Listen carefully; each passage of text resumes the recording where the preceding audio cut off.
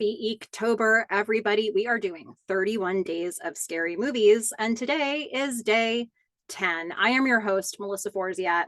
I'm a keynote speaker, and when I speak, my topic is something I call Take the Doughnut, which is another way to say Carpe Diem. And that comes from this really weird thing that happened to me in college where I left an actual donut on the table, and it became an object lesson for me in what it looks like when you leave an opportunity behind. So I don't want to do that anymore. I want to take the donut.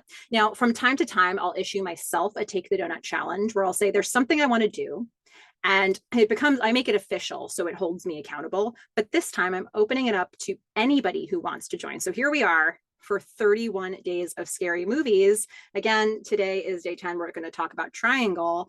And joining me to talk about this film is my wonderful guest, America Lopez, who you may know from Big Brother 25, being the #1 podcaster when she debuted her new podcast, America Tells All, fellow Brown University grad. You may know her from my Take the Doughnut interview with her earlier this year. You also may know her from the Scream coverage that we did earlier this EEKtober. Hello, America. Hello, it's so great to be here. Happy EEKtober, everyone. Triangle. Oh my, like, how are we even gonna get started with this? I don't even know how to explain it, but I loved it. I'm excited. I'm ready. I am so glad that you wanted to talk about this. First of all, I've got to say, before I even introduce the movie, like, I know exactly one other person who's seen this movie, and she saw it because I asked her to, and then we talked about it. But this isn't a film that I've been able to talk about with people, so I was really excited to put it on this list, even though I don't think it's a horror movie. It's more like it's a thriller, but it feels like something you could slip into this genre a little bit. So I put it on the list as one of the not too scary films because it's just straight up thriller. But so Triangle is from 2009. It's a mystery thriller sort of film. It's written and directed by Christopher Smith. There's some characters in this film, but it mainly stars Melissa George as Jess. It's got Liam Hemsworth as Victor, and Michael Dorman as Greg plays a significant enough role in this as well.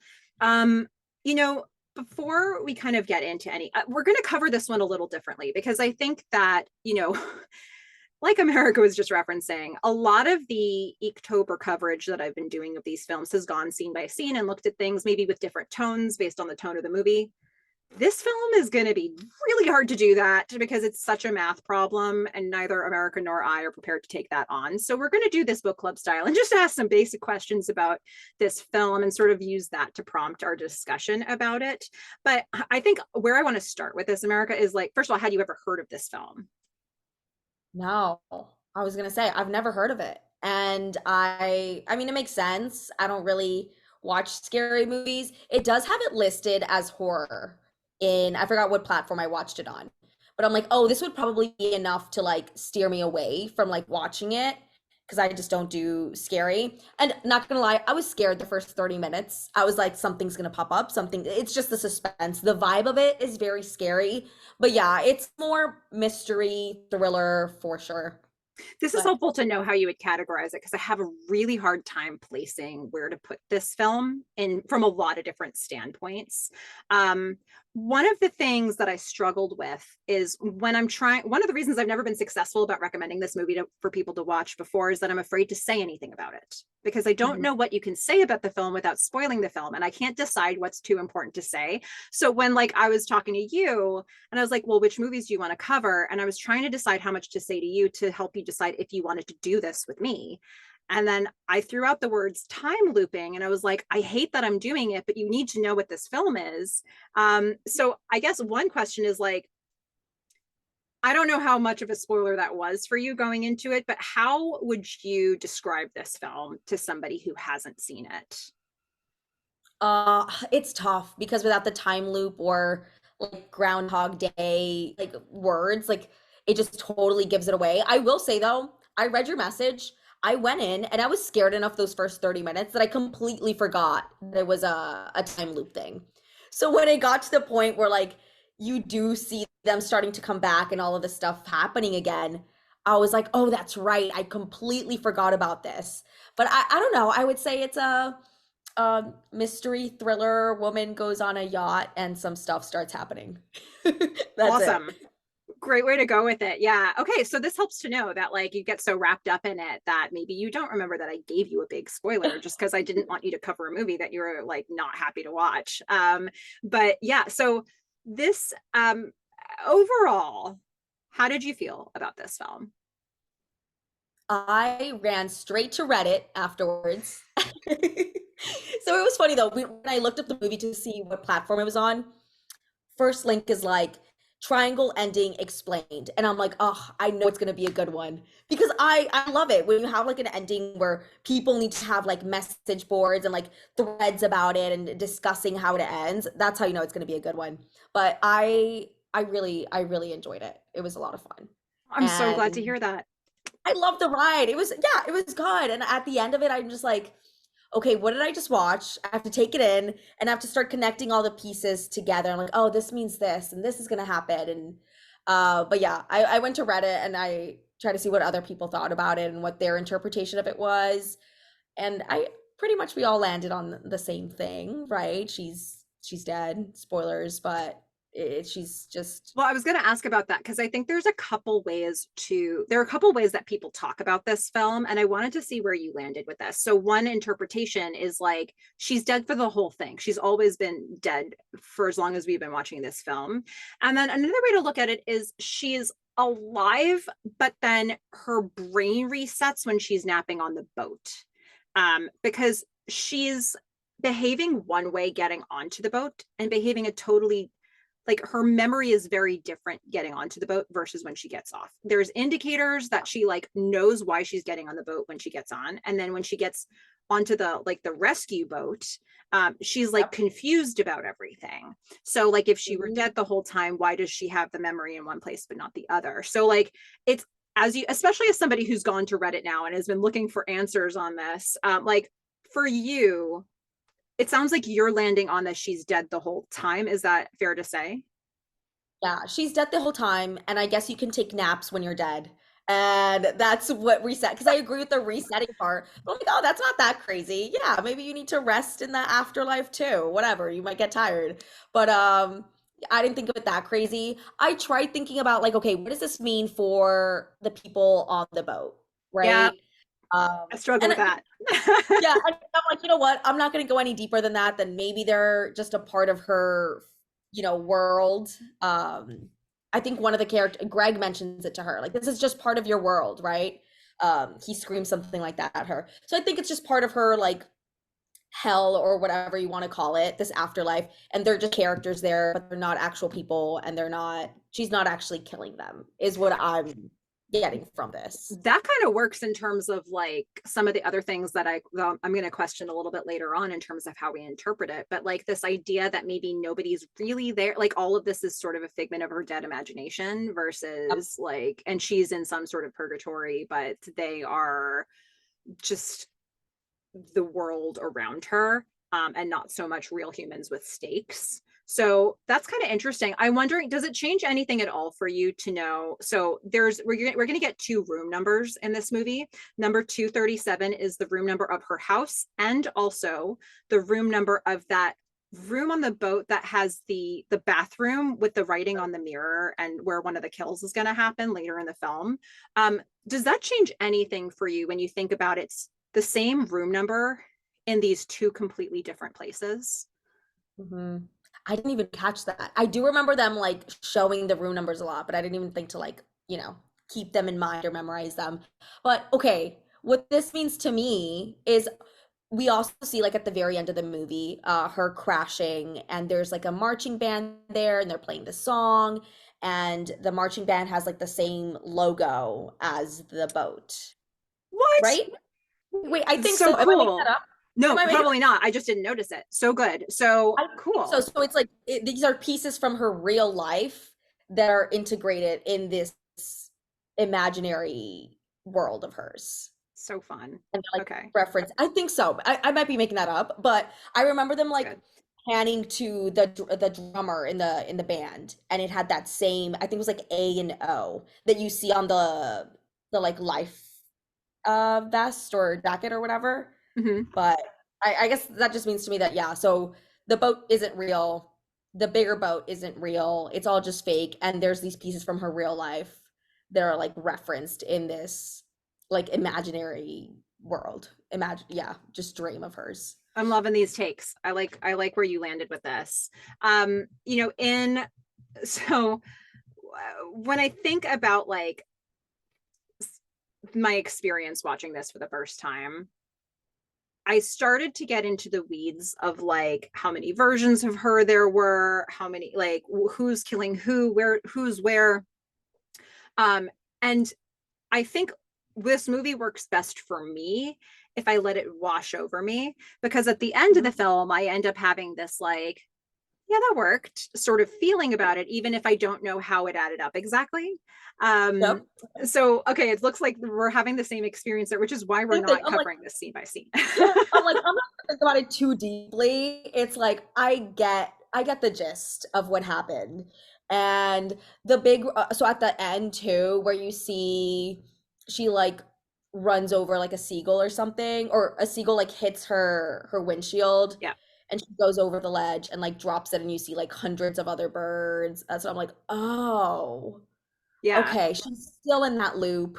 Yeah. Um, Well, because that's the thing, because you think, okay, so we see like the beginning of the, we see a bit with her at a house at the beginning of mhm, the film. We get her to the dock, and then she gets on the boat. And when she gets on the boat, you think, and she thinks that things are looping from the moment she gets like onto this boat.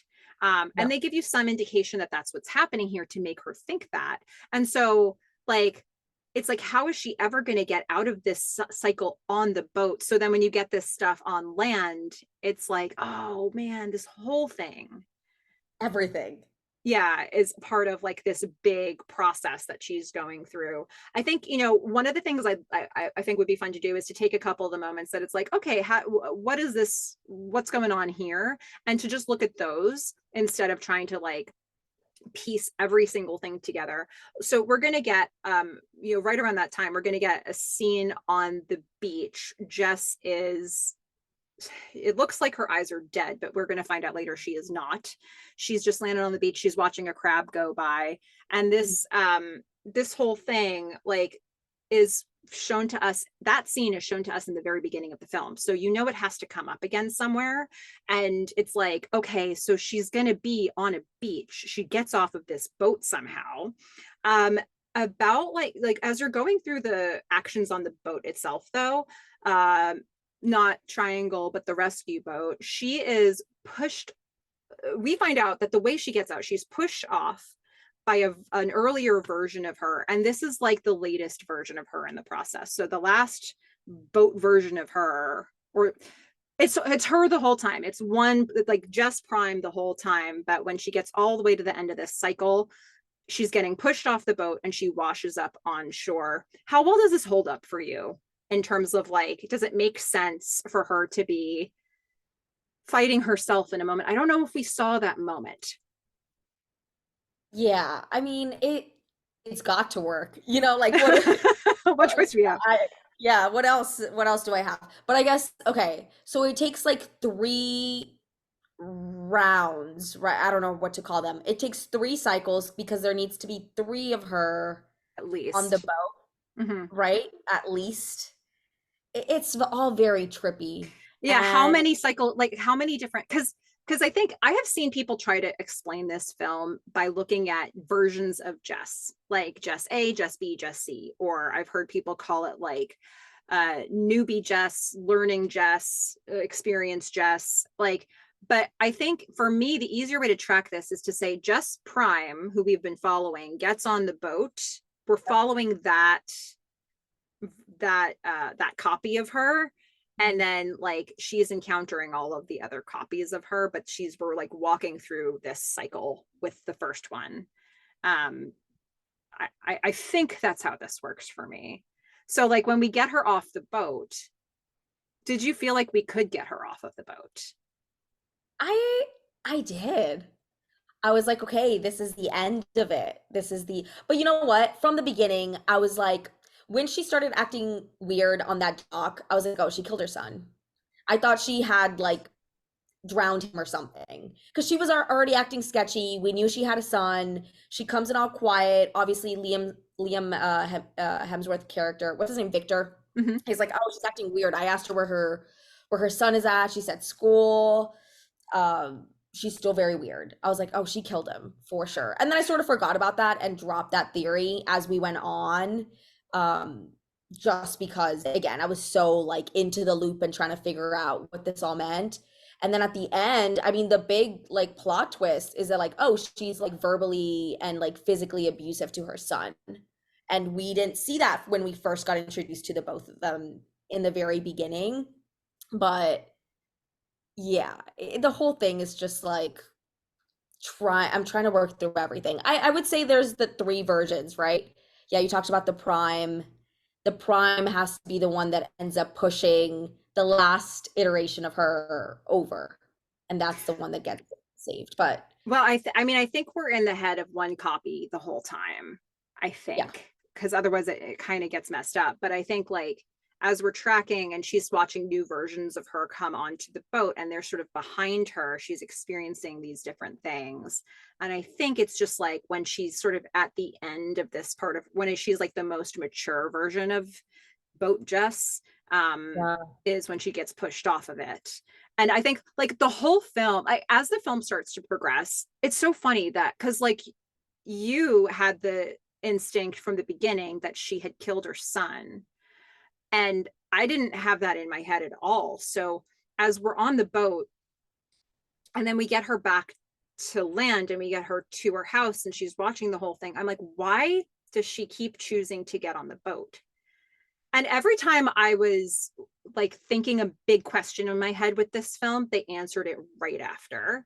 And so around the time I was thinking this, we're going to see the car accident. And it's like, okay, so she gets on the boat because maybe she can do something differently mm-hmm. and bring him back, or just experience, have like that the possibility of bringing him back for a little bit.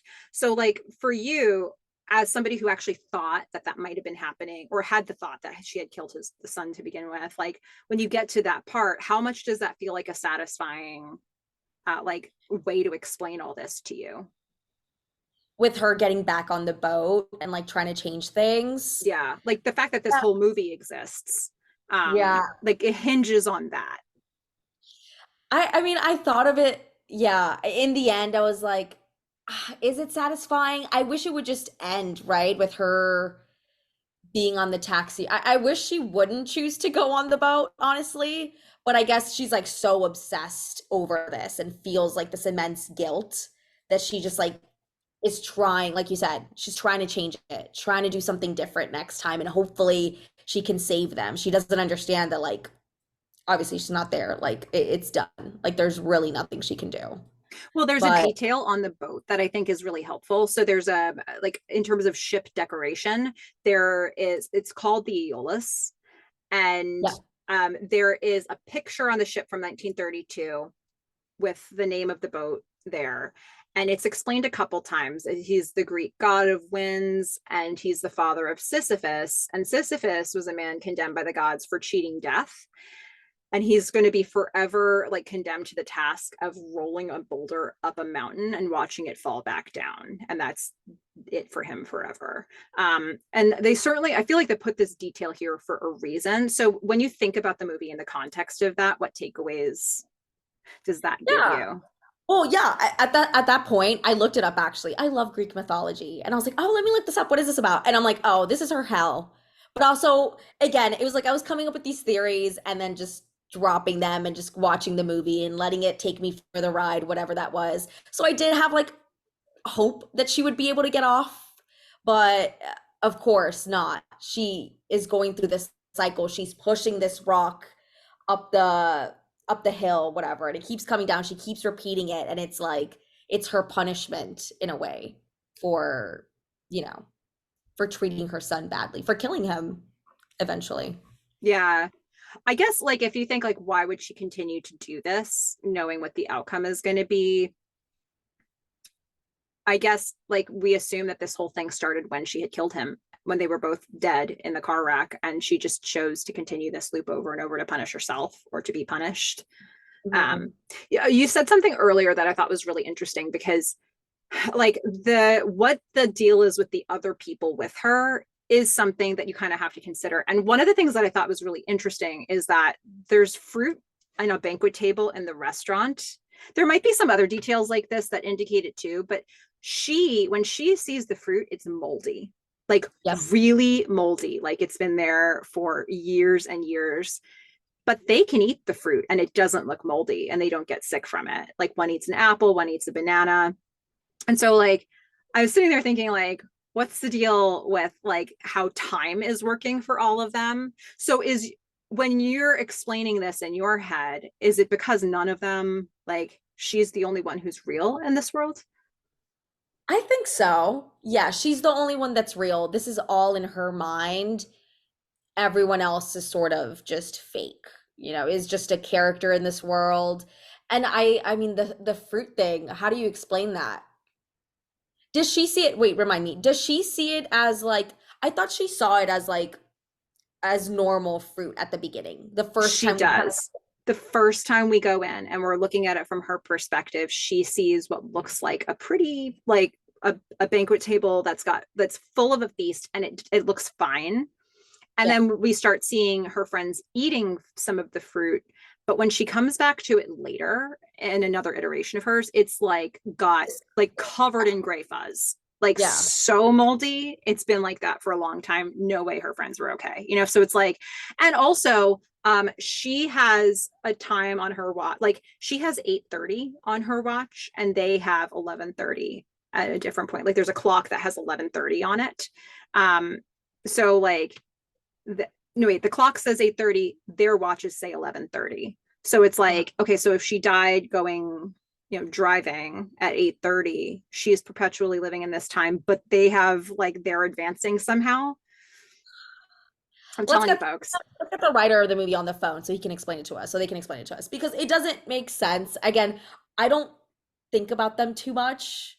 The time thing, I don't know. I guess time must move differently for her in, throughout the cycles. And maybe it felt like an hour and a half for us, but it's like years, decades for her. Yeah. Um, Well, it works a I- lot better if she's dead, right? Like that the time stuff really only makes sense if she's dead. So I think you've convinced me on this point. Like, do you have any favorite visuals from this? There are some scenes that they made, especially because they want to prove to you that time looping is happening. There's some just really like powerful visual moments that you can't place them in any other film. Is there anything that jumps out at you for that? Not really. I mean, like the bad CGI maybe when the storm's coming in. I was like, oh, this is funny. Or like you see them, or the fake boat also looks super fake. But I don't know what stood out for you, and maybe I'll think of something because I can't. For me, a moment that really stands out is Sally dying amid a bunch of other dead Sallys. Like, That was a Yep. whoa, like the thought of being Sally crawling up for safety and finding dozens of dead versions of you there that you can see is like so haunting to me. I forgot about this. This is where I would categorize it as a scary movie because that scared me because we just see Jess's perspective, right? And she's coming out to the dock or onto this area. I don't know what you call it. I don't know boats, but she goes onto this area on the boat following Sally, and you see her face, and I'm like, oh, maybe Sally died. Like I didn't think that we were gonna see literally like mountains of just dead Sallys, bloody all over each other, and it's just like I'm like, how, knowing that this is a time loop, it's like, oh my God, she's been going through this for so long. Also, the fact that the bodies just stay there, like if it were a true loop, you know what I mean? They would just maybe disappear, but they don't. Well, I guess Isn't they that explain that with other things by just disposing of things that are in a visible place. yeah, Because in as Jess is going through, she's not aware that anybody else has gone to this upper deck. So like, but with some of the other things, like there are other bodies that she throws over or like disposes of because like you can't have people see it when they first get onto the boat. So it's like she actively cleans up in some situations, but with Sally, I guess she doesn't need to. So unfortunately, Sally is condemned to forever. Like maybe fake Sally, who's not really alive right now, is it's fine. But like this Sally is condemned to forever have the last moments of her life be like, my life is definitely ending. Oh my God. Also, what does she do with Greg? I don't remember. Does she do anything with Greg? I remember her dragging his body She out of the way. I think it's a drag. I mean, we know for sure she throws Downey overboard. And I suspect the same thing happens with Greg when she's cleaning up, trying to like have a fresh start for everybody so that they don't, yeah. Um, but I mean, really, like her objective is to not get any of them to go on the boat to begin with. So, which shouldn't matter that there are dead bodies on board. But I mean, it's unsettling for sure. It's also why Oh she my needs to get God. the other copies of her off the boat. Um, Yeah. yeah. Oh my goodness. So like I love a movie with a good like complicated female protagonist. So for you, like what do you think of Jess? Oh, I didn't like her. From the beginning, I'm like, oh my God, what's going on? Because she just seems like off. Mm-hmm. And everyone else is sort of in a good mood. You know, they're going on this boat trip. And I was like, why are you on here if you're going to be like a party pooper like that? Mm-hmm. It was just annoying. And then I don't know, like none of it really makes sense. It does make sense when you're like, oh, she's dead. She's not in her right mind. She's just obsessing over this sloop and trying to do the right thing. But even on the boat, I'm like, again, why are you trying to hide these bodies if you want to get them to not come on the boat I altogether? mean, I think the move is you just line up all of the bodies like on the edge of the Aeolus so that they see it from the triangle and they're like, not getting on that boat. Exactly. Like, Or like when they're coming up, and they see her like shadow and she just stands there. I guess because she's in shock, mm-hmm. right? Yeah. She's like, oh my God, like this is when she really trying to like sort of gets what's going on. But like wave them down and be like, no, like get away. Or like meet them when they're coming up the little ladder thing and be like, turn around, you know, don't do Yeah. this. I mean, like, really, at that point, what does it matter if you show them something that gives them pause? Like if she just like met them as they were stepping onto the boat, you're like, nope, no, no, no. And they're like, but aren't you, wait, who do you have a twin? Yeah, who is Like, this? worry about that from the triangle, you know? Yeah, Like, exactly. well, sort it out later. Don't do it on here. She doesn't also like her going and like killing them. I guess Victor was like an accident, Mhm. but everything else, I don't know. I guess she lands on the theory. And obviously the movie takes place mid loop, like Mhm. mid, you know, like after the 100th time of doing this. But she just lands on the idea that like, oh, I have to kill them all in order to get myself off this boat. So, Mhm. Mhm. and go back home and see my son one more time. Yeah. Yeah. I Sure. mean, Yeah. I think one of the things that this movie makes me think about is like, have you ever had this happen where you do something and you forget that you did the exact same thing? Like, or you message somebody and then you're like, oh my God, I think I messaged them that same thing like 3 years ago for Christmas. Like, I, I think like there's something so eerie about the idea that every copy of Jess has the same thought process. And it's, Like, yeah, she sort of remembers. There's that deja vu that she's like, I've been here before. yeah, yeah, it's so funny. Like I look, it seems like we both liked this film and we can only sort of understand it. So like I think that's the beauty of that's why you go on Reddit and you're like, see everybody else trying to figure it out too. It's Yeah. just like, okay, so like you can with the experience of like letting it wash over you, it's like, okay, I think I have it enough. But then to try to explain it and really work it through, you realize how little you understand. So it's And like, everybody's theories, I'm like, oh, I didn't catch this. So this is fun. Maybe I should rewatch it. I will say though, the ending, they really had me in that ending. I was like, oh, okay, so she's the one that rings the doorbell, right? Because we were left sort of wondering who that was at the beginning. And then when she goes and she's like looking through the window and seeing like her son and herself interact, I really thought we were gonna see her like kill her son like right then and there.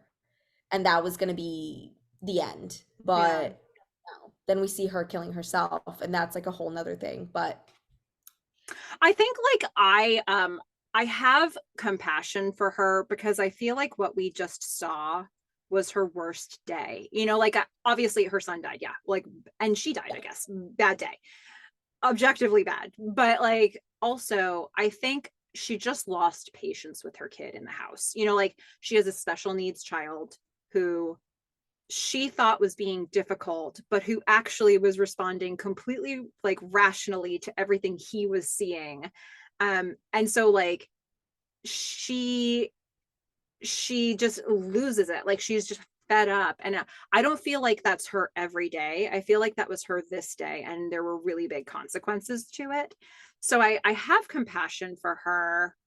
And I feel like in the film, she's doing the best she can, but she's not always, she has flaws. Like she's not always doing things the way you want her to or reacting the way you want her to.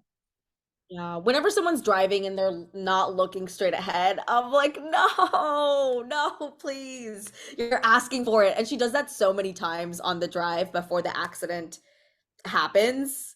But This is what your rear view mirror is for. Like that's it. Oh my goodness. Yeah. I mean, it's such a fun movie.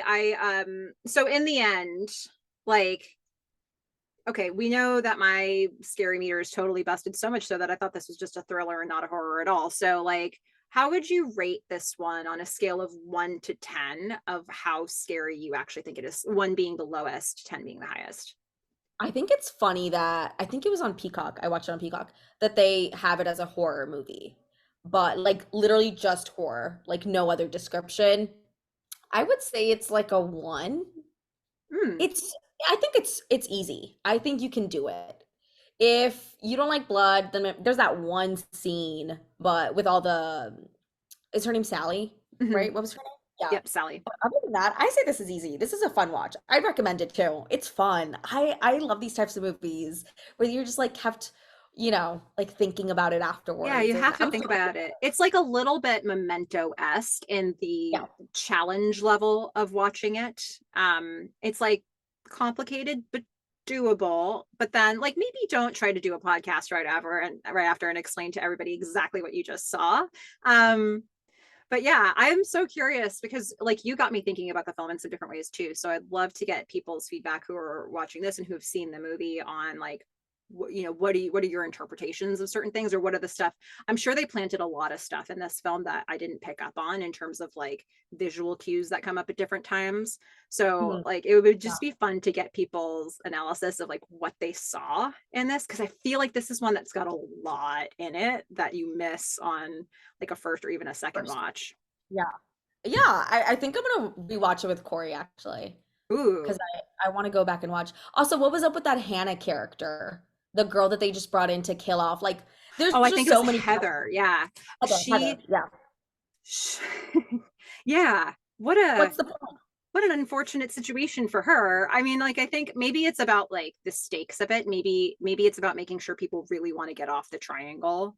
Um Also like maybe it's about getting somebody complicated out of the way for her and like the guy that she kind of is interested in, because like Sally was They making definitely have things a hard. thing. Yeah, Yeah. her and Greg.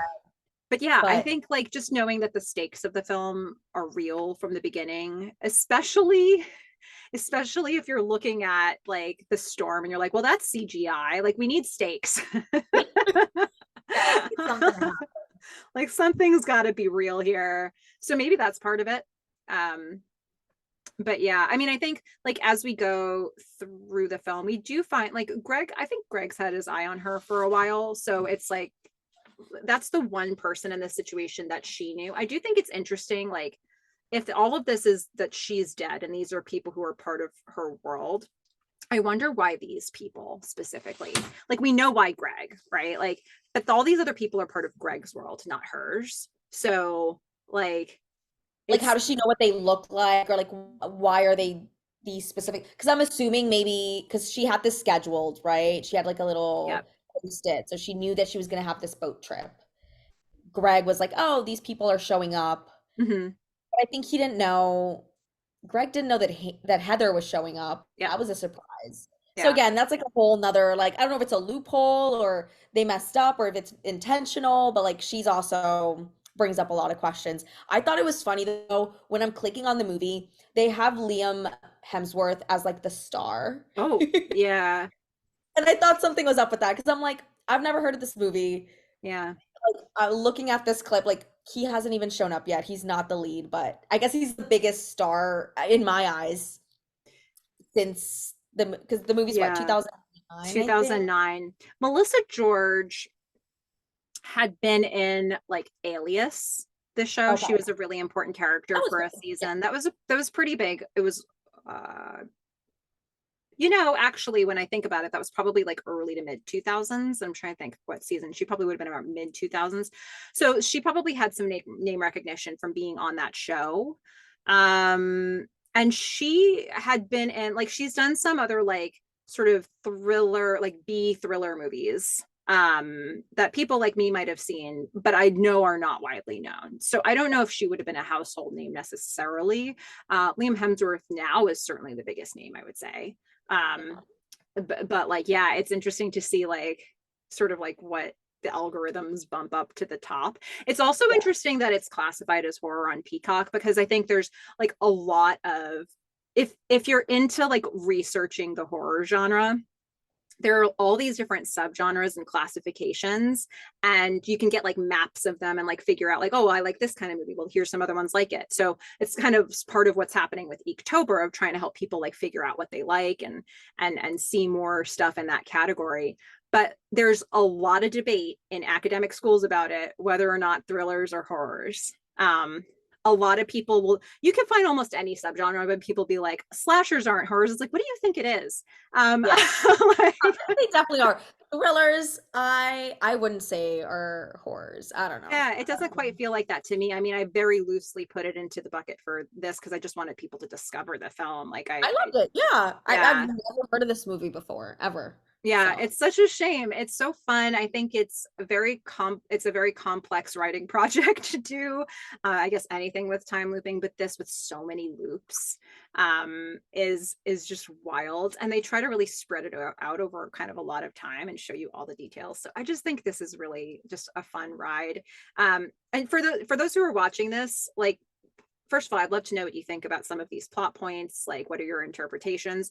But also, I mean, America thinks this is a 1 on her ScaryMeter. Where does this fall for all of you? 1 to 10? Let us know in the comments, because we need to know if we can recommend this film to people. Um, that's the deal. My ScaryMeter is busted, but hopefully yours isn't. So this is a good way to judge it. So next movie that we're going to cover in EEKtober. So we're going to be looking at day 11, and we're going to actually, so this one is going to be a double feature, one of 2 double features that I have. Going on a different track that America would hate. It's a found footage / supernatural double feature with Paranormal Activity and Host. I've heard paranormal. That one's scary. Oh my God. Wait, is that the one in the woods with the camcorder? No. So Blair Witch Project Blair Witch was Project. that one. And that was a really big deal. I didn't put that on my list because I think that movie is such a snooze, but some people think it's really scary. I've heard it's really like scary. Yeah. For some people it is, but also it depends on what kind of things scare you. But Blair Witch Project, I think, might have been just a little bit ahead of its time. Like, it was very, very popular, and people know that film, and people still know that film, but like, it didn't spawn a whole franchise of stuff because it might have just been a little too early in the found footage Okay. time frame. Paranormal Activity has like a whole franchise behind it, and the first film is quite good, but I think it hit at the right time also. And then Host is I'm putting it into found footage, but I think you might say that it's like a Zoom horror movie.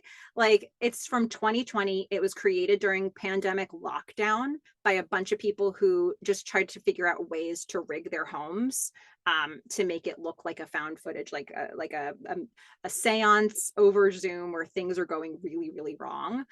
So I think that it was very inventive and really fun, and it's like timed exactly the length of a Zoom meeting where you Oh, haven't paid for Zoom. that's funny. It's so good. It's like also in its way, it's very meta. So it's fun. And that one is like less than an hour long. So if you watch those two films together, it's kind of the same length as like watching The Shining. So that is our next day 11 of EEKtober, and I hope everybody will join in for that one. But if you want to know what else is coming up in EEKtober, there's a full list of all the movies that I'm watching and going to be doing recaps on in the description of this video. So again, I hope you'll join me for that. But America, first of all, thank you so much for joining me for this and for Scream. So if you haven't seen that video, be sure to check that one out. Where can we find what's going on for you? What do you want to plug? Yeah, of course. So I am on Instagram and Twitter. I'm adog956. We actually have the Big Brother 26 finale coming up. I am going to be here in Nashville with Bowie Jane and Corey from my season, and also my boo, LOL. And we're going to be hosting a watch party here in Nashville on the 13th. So check that out if you're in the area. Other than that, I'm excited for EEKtober and to watch Halloween movies. I'll definitely be checking those out because, I love Halloween Town and Hocus Pocus, but I also like the thrillers and the slashers. So I'm excited for this month. I love spooky season. Okay, well, we're here. We did it. This was such a blast to do this with you. And to everybody who's watching this, happy EEKtober. Get spooky, get donuts. Bye, everyone. Bye.